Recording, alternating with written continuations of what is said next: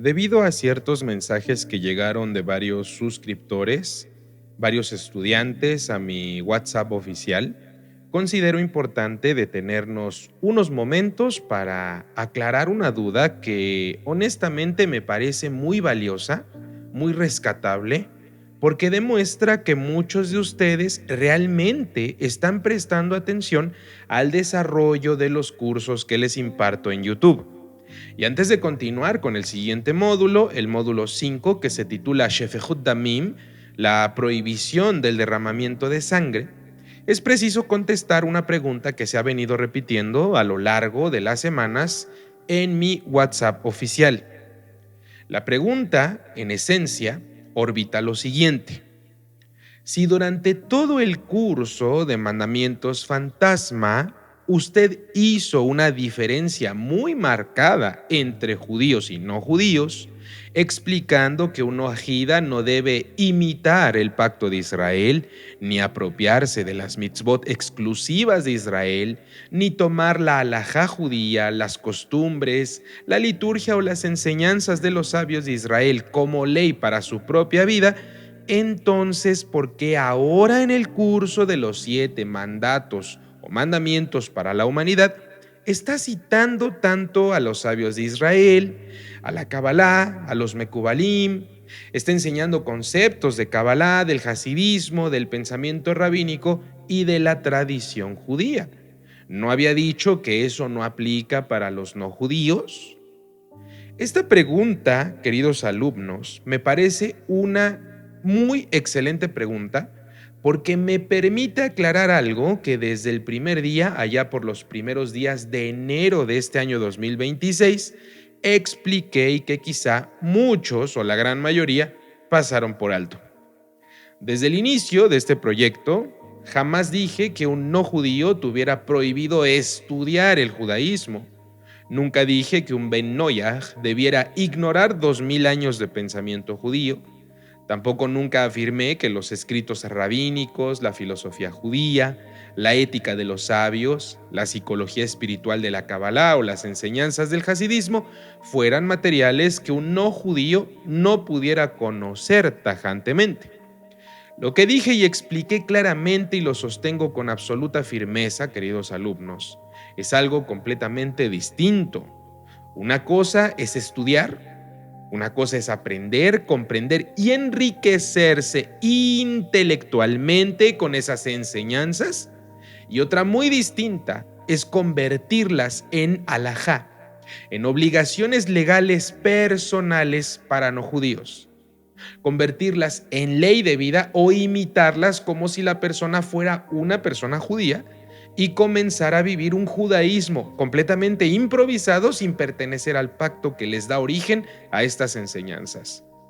Esa diferencia es enorme, es abismal y sin embargo muchas personas la pasan por alto completamente. Durante todo el curso de Mandamientos Fantasma, repetí una idea hasta el cansancio y la sigo sosteniendo.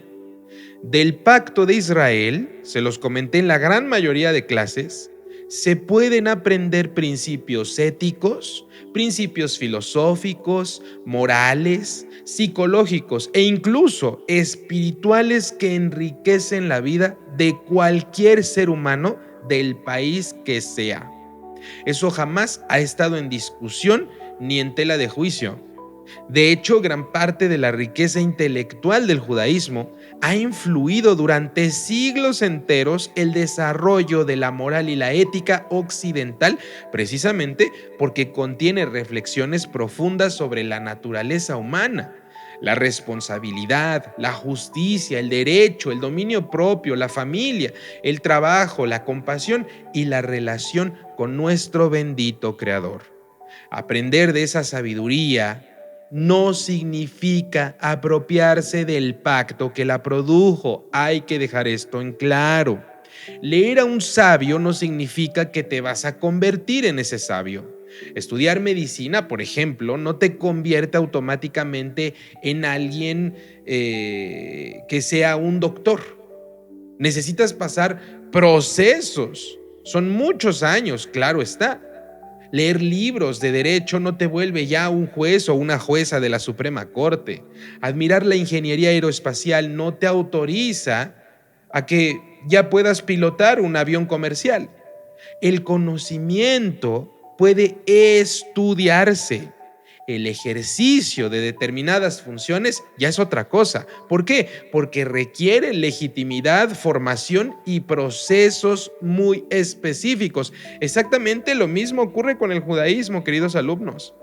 ¿La filosofía del judaísmo puede estudiarse? Claro que sí. La ética del judaísmo puede estudiarse. La moral del judaísmo puede estudiarse. La psicología del judaísmo puede estudiarse. Chequen bien el verbo que estoy mencionando. Estudiar, estudiar. La Kabbalah, entendida con responsabilidad y dentro de los límites apropiados, puede estudiarse desde un punto de vista académico y formativo, como lo enseñamos en este canal. El hasidismo puede estudiarse como una escuela de pensamiento. Las enseñanzas de los sabios pueden conocerse, pueden analizarse y también se pueden valorar. Pero eso no significa que un Ben Noyaj, es decir, un no judío, deba correr inmediatamente a convertir esas enseñanzas en una práctica cotidiana como si fuera parte ya del pueblo de Israel por haber estudiado o por haber conocido esas enseñanzas. Y aquí es donde nace la confusión en la mayoría de las personas. Hay cientos de miles de personas que creen que estudiar y practicar son exactamente la misma cosa cuando no lo son. Son dos mundos completamente distintos. Yo puedo, por ejemplo, estudiar cómo funciona un reactor nuclear, queridos alumnos, porque a lo mejor me interesa saber eso.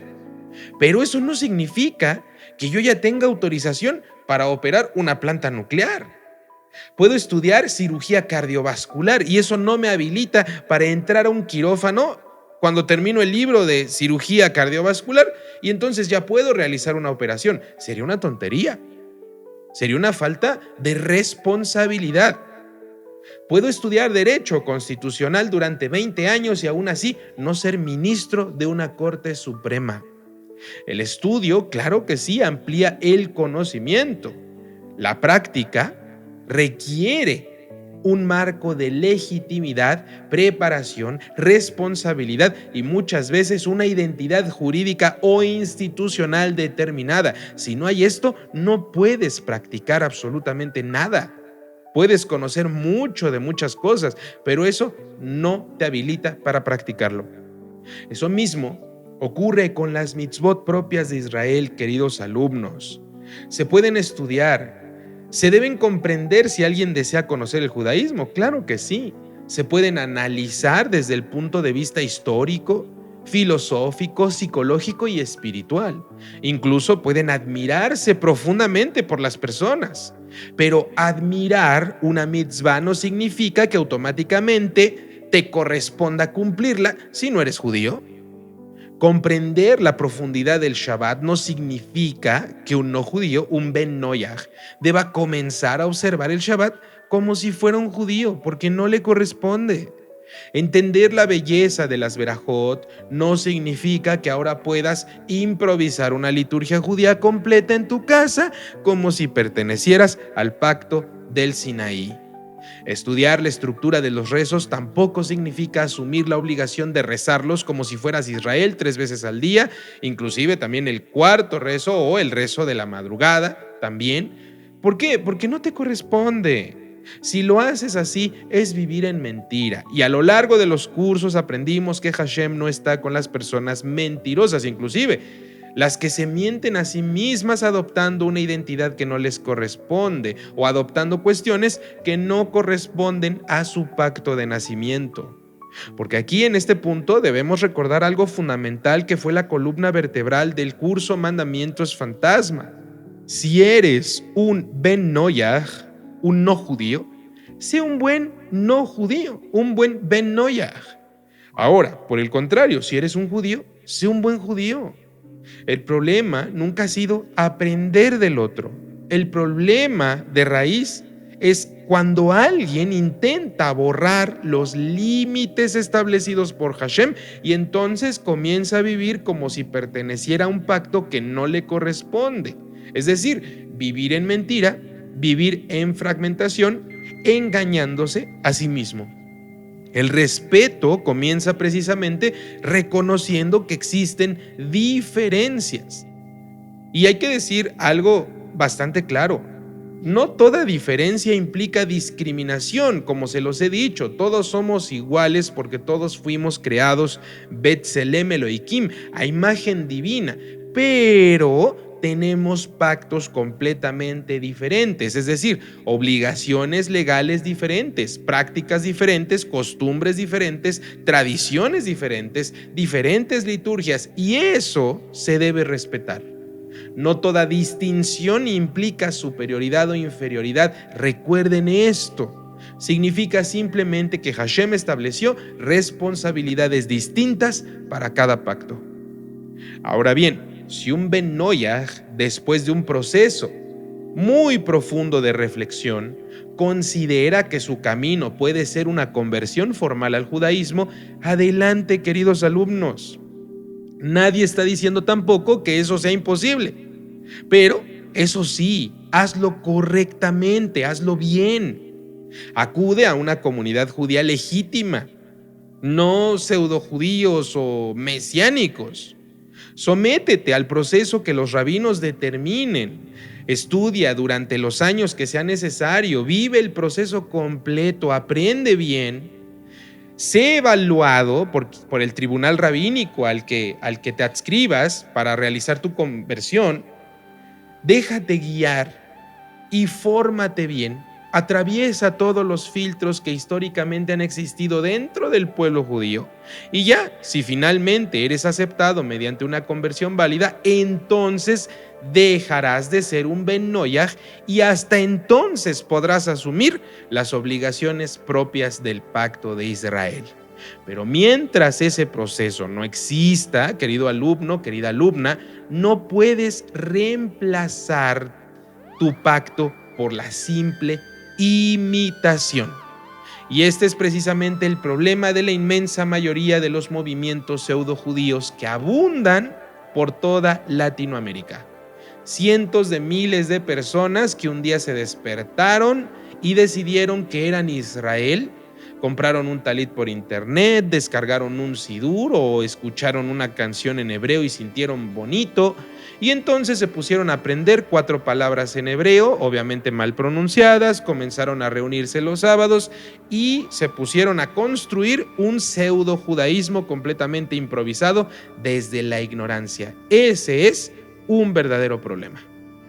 No conocen halajá, no conocen tradición, no conocen historia, no conocen liturgia, no conocen el idioma, no conocen la transmisión rabínica, no conocen nada, porque nunca han vivido dentro de una comunidad judía, nunca han sido supervisados por una autoridad competente, nunca han atravesado un proceso serio de formación y, sin embargo, actúan como si representaran al judaísmo.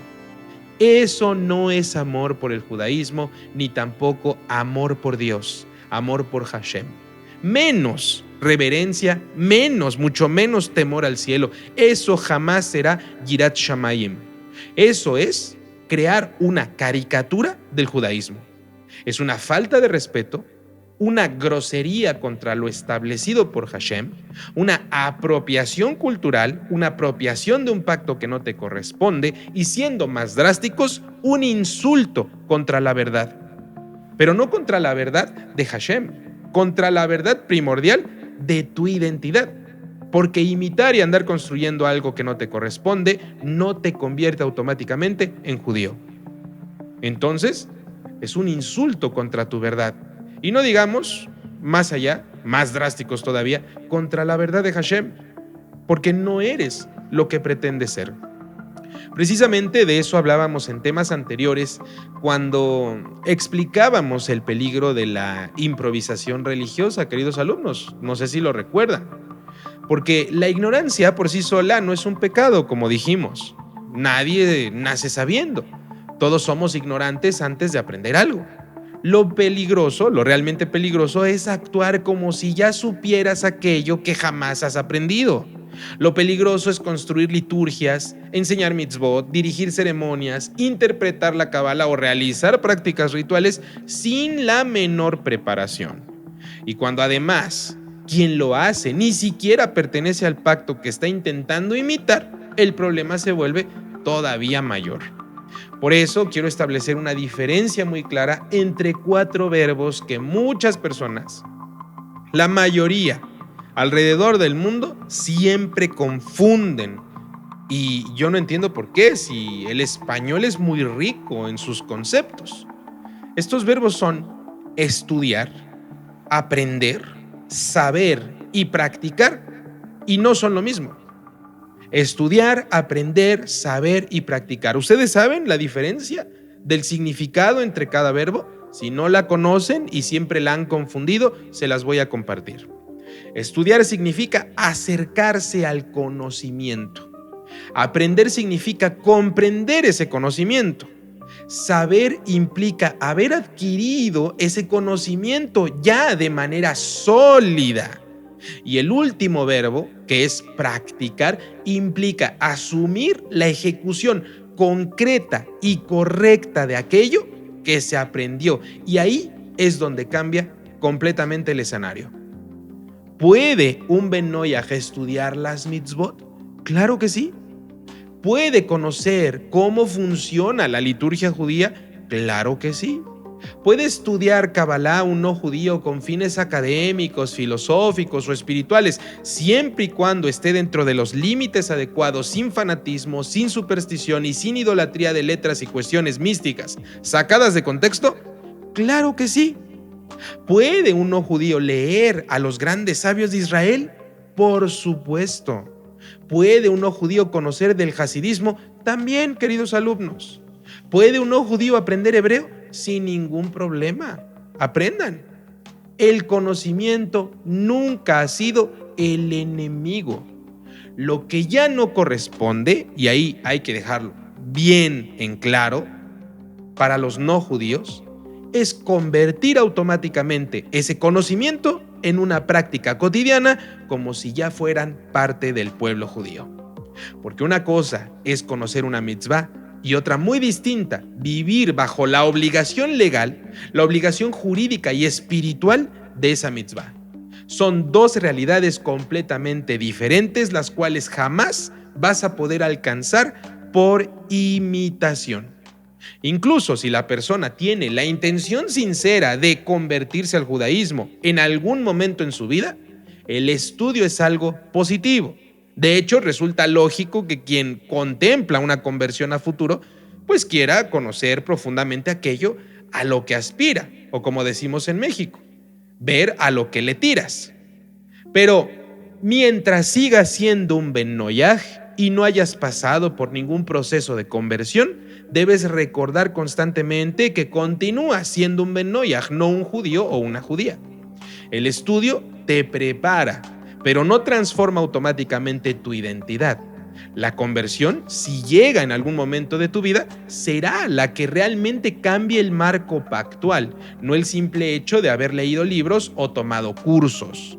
Y si la persona no tiene ninguna intención de convertirse, simplemente quiere estudiar y aprender, igualmente puede estudiar si existe un interés genuino por comprender el pensamiento judío. Claro que sí, es muy válido. El conocimiento, como se los digo, siempre enriquece cuando se aborda con humildad.